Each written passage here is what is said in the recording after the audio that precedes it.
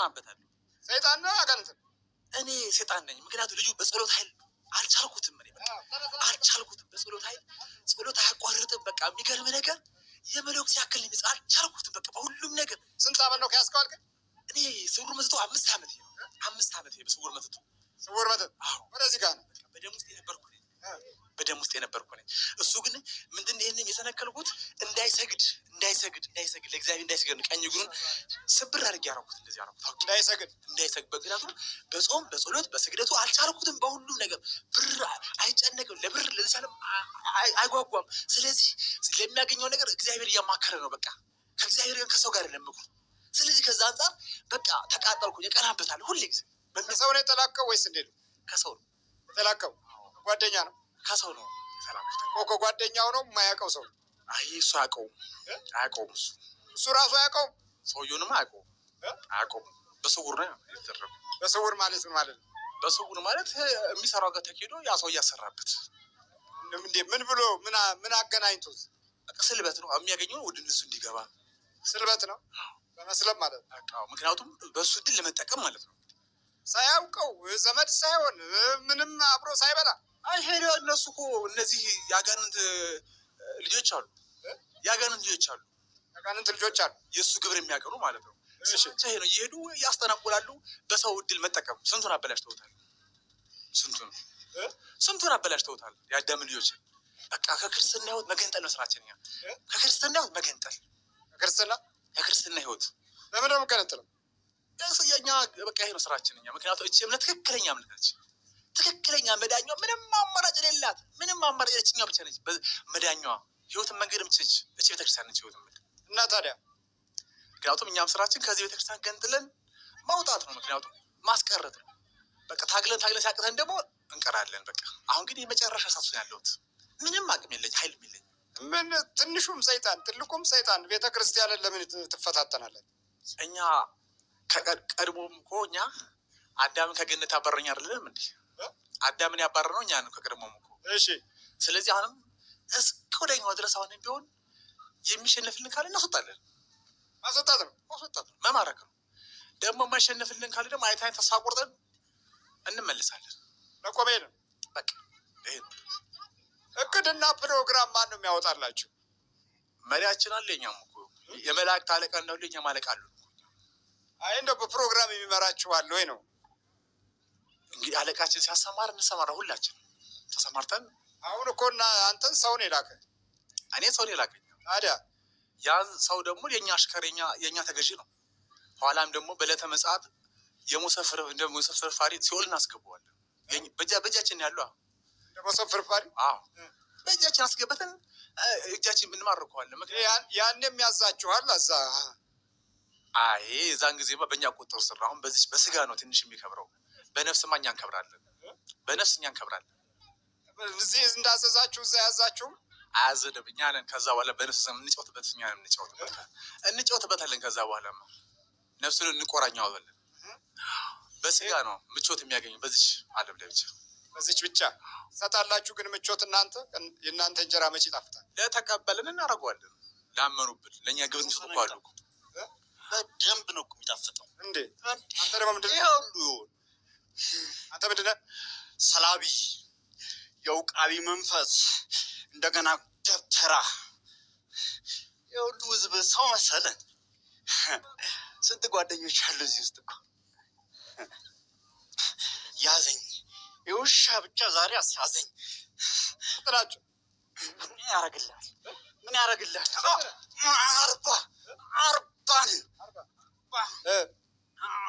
እያደረከው ነው? መጀመሪያ ከልጅነቱ ጀምሮ ልክ ቆርቦ ሲወጣ መስጄ በሕፃንነቱ ነው አርፍ ያሳድደኛል። ጸበል ስንት ዓመቱ ነው? ላው ላይ ካለ ነው ያለው።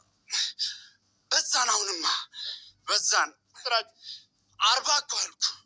40 ምንድን ነው የሚሰራው? እሱ የማይሮጥበት አለ እንዴ?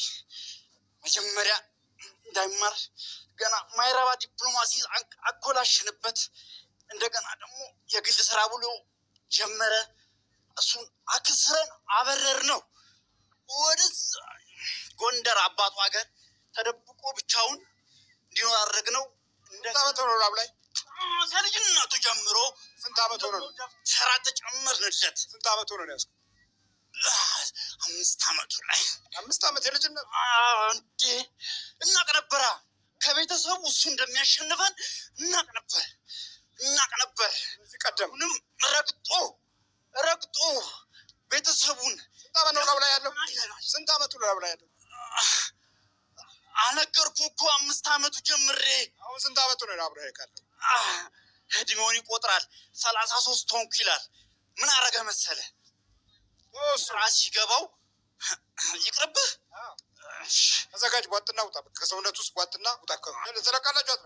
ለቃለሁ። ሁላችሁም ኮተት ምናምን አያስፈልግም።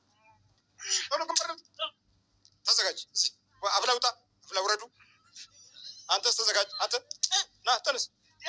21 ዓመት ኖሬ 29 ዓመት መኪና ላይ ሰራ። ና እዚህ ጋር በ8 ዓመቱ እኮ መኪና የገዛው እንዴ! ታውቀዋለህ እንዴ? ልጁን ዳቦና ሻይ በልቶ መኪና ገዛ። ጀግና የሚባል እኮ ነው ልጁን። ታውቀዋለህ እንዴ? ልጁን ታውቀዋለህ? ብታውቀው እኮ አትናገረውም። እና ምን ላደርገው? እኔን አትንካኝ። ታዲያ ዳቦና ሻይ በልቶ መኪና ቢገዛ ምንድን ነው ችግሩ? ቀናውኛ የዛሬ 21 ዓመት በ150 ብር ገባሁኝ። ሰተት ብዬ ገባሁኝ። በ150 ብር ግን ያው ምን እንዳደረኩት ልንገርህ። ብር እንዳይኖረው እናቱ በልጅነቱ እኮ አስራት በኩር ያወጣል። በልጅነቱ እኮ ልጁ እኮ ነው ያወጣል እኮ እንዴ! ልክ አስራት በኩሩን ሲያወጣ 20 ሺህ ብር 25 ሺህ ብር ባለቤትየው እልልልል ትላለች። እንዴት አባቱ ይሰጣል? በቀደሙ እኮ ያዛዝከው እንደ መሰሪያ እኮ አልፍቼ ቁጭ ብዬ ነበረ እኮ። አስራት በኩር አውጣ ስትል እኮ 501 ሺህ ብር አዘጋጀ ሊሰጥ። ከዛን 500 ብሩን ኋላ ኪስ ደበኩኝ። አሁንም አለችው ደብቀ 500 እዚህ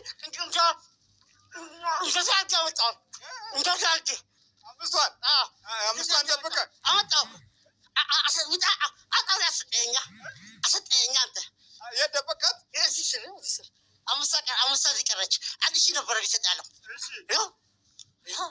አትብላ፣ አሁን ብሩን አትብላ እና እቀናለሁ። እኔ እንጂ መውሰድ ያለብኝ እንዴ ይሰጣል እንዴ?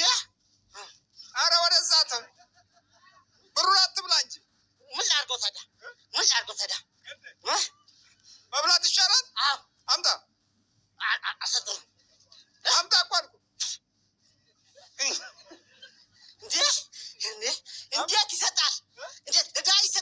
ለድሀ ይሰጣል። ለምን ይሰጣል? ተደብቆ እኮ ነው የሚሰጠው። ያ ድሀ ደግሞ እከሌ ሰጠኝ ካለ ስሙን ከጠራ እኮ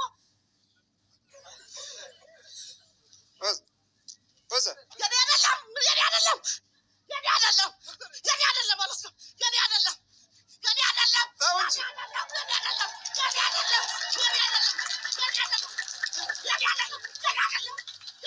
እኮ ና ታዲያ። አሁን አንተ አፍ ውስጥ ከተዋል ነበር እና እሺ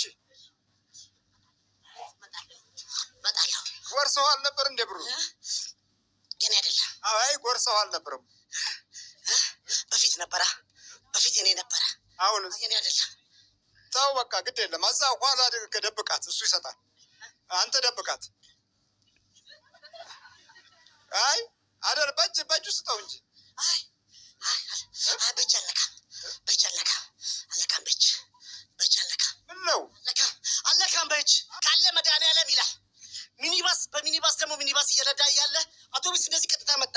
መድኃኒዓለም ከፊት የምትመራው ሲል መኪናው ላይ ወጣና ገቢና ያሉት ሰዎች ኋላ ያሉት ሰዎች ደም ሲሆኑ እሱ እንደዚህ አልሆነም። እኔ የልጁ እንደምፈልገን አናገኝም። ምን እናድርግ? ስንት ጊዜ ገለበጥ? ስፍር ቁጥር የለውም። ምን ላድርገው? ስፍር ቁጥር የለውም ማለት የምትገለብጠው አይኑን እንትን ጋርደ ነው? እንዴት ነው? የፊት ጎማ የመጀመሪያውን የፊት ጎማ አበረርኩበት። ከዛን ገለበጥኩኝ። አንደኛውን ደግሞ በቆመበት ቦታ አውቶቡስ ወጣበት። ሌላውን ደግሞ በረዳት ነው ማስገለበጠው መኪናዎቹን። አለው እኮ ልጁ ሀብታም እኮ ነው። እንዲህ ስታየው ድሀ ይመስላል፣ ሀብታም እኮ ነው። ስንት መኪና አለ?